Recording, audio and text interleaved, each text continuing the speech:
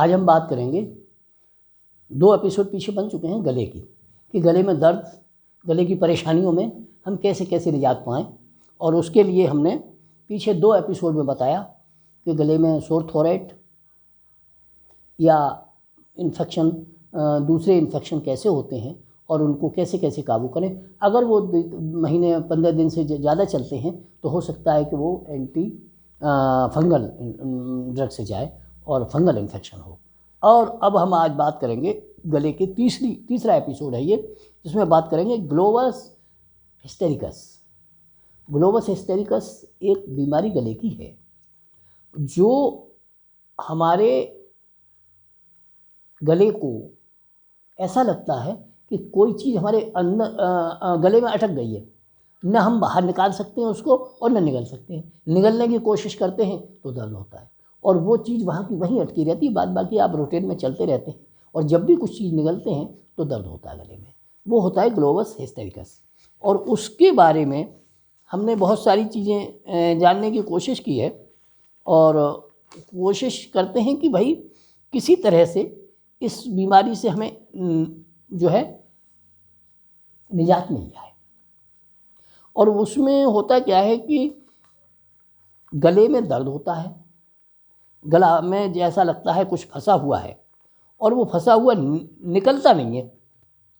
और जब भी हम निगलने की कोशिश करते हैं या हम उसमें कभी कभी ये लगता है कि हमारे गले में से कुछ बाल अटका है या कोई चीज़ ऐसी अटकी हुई है जो बाहर निकल रही है न अंदर। बहुत आपकी तरह थूकते हैं, खकार लेते हैं, कुछ भी करते हैं, लेकिन वो निकलता नहीं है।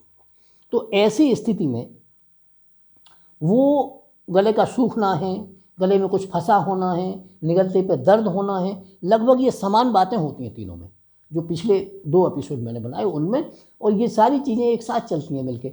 अब इनमें ये डिफरेंस करना कि ये गले ग्लोवस हिस्टेरिकस है या सोर थ्रोट है या कोई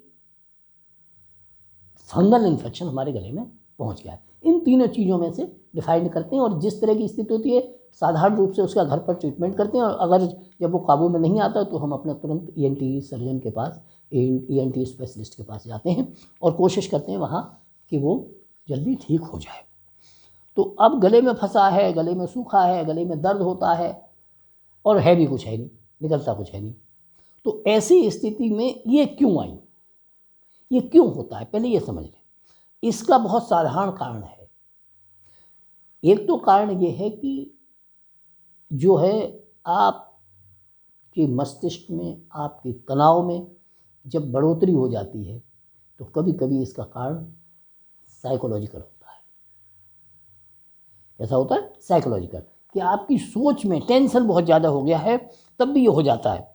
और इसको डायग्नोसिस करने में देखिए कई बार इसके लिए एंडोस्कोपी करानी पड़ती है और फीवर भी हो जाता है इससे कभी कभी। और इसके बारे में हमने कई बार ये देखा है कि कितना ही आप कुछ भी करें लेकिन वो निकलता ही नहीं। आप गरारे कर रहे हैं, आप हल्दी पानी में डाल के उबाल लिया, आपने उसमें सेंधा नमक डाला, उबाल लिया, लेकिन कोई असर नहीं है। आपने डस्टबिन डाल के गरारा कर लिया, कोई असर नहीं आया। आप कुछ भी करें लेकिन वो निकल के नहीं देता और गले में सूजन धीरे धीरे आ जाती है। तो वो जो स्थिति है वो बहुत टिपिकल हो जाती है। और इसमें है क्या, लारिंजियल जो लारिंजाइटिस कहलाती है वो भी साथ में हो जाती है, कि लारिंजियल स्वेलिंग हो जाती है। लेकिन इसके कारण एक तो साइकोलॉजिकल है, दूसरा है कि आपके पेट से जो GERD है उसकी वजह से हो जाता है। और गैस्ट्रो ईसोफेगल इन्फेक्शन से भी हो जाता है। और रिफ्लेक्शन सिंड्रोम होता है कि जो हमारे एसिड बनता है पेट में और उससे रिफ्लेक्स होता है, उससे गैस्ट्रिक हो जाता है। और इसमें थायराइड अगर बढ़ रहा है आपका अंदर तो भी हो जाता है। अगर थायराइड बढ़ रहा है आपके शरीर में तो भी ये ग्लोवस हिस्टेरिकस जो है ना हो जाता है। इसके लिए हमें देखना क्या है कि गले में सूखापन क्यों आ जाता है। और इसके लिए हमें बहुत सारी चीज़ें ऐसी लगती हैं जैसे गैस बन गई, और इसकी ट्रीटमेंट के लिए कभी कभी हमें क्या करना पड़ता है, जो ENT सर्जन है हमारे वो करते हैं कि एंडोस्कोपी करेंगे और अंदर देखेंगे कोई बात तो नहीं है, कोई चीज़ ऐसी तो नहीं है जिसके कारण है। और है ये ट्रीटमेंट। अब इसको राहत पाने के लिए हमें करना क्या है कि ट्रीटमेंट में योगा कर सकते हैं, मेडिकेशन कर सकते हैं, शहद अदरक और उसमें सेंधा नमक ये डाल करके अगर हम रखेंगे और उसको गले में लगाएंगे तो उससे आराम मिल जाएगा, गर्म पानी से आराम मिल जाएगा। और इन सब चीज़ों के आराम के बाद